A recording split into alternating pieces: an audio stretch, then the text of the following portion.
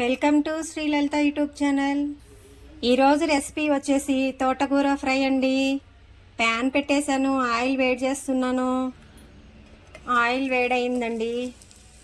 ముందుగా onions add చే, పచ్చిమిర్చి, జీలకర్ర, పచ్చిశనగపప్పు అండి. 4 వెల్లిపాయలు దంచాను, తాలింపులో వేసుకుందాం.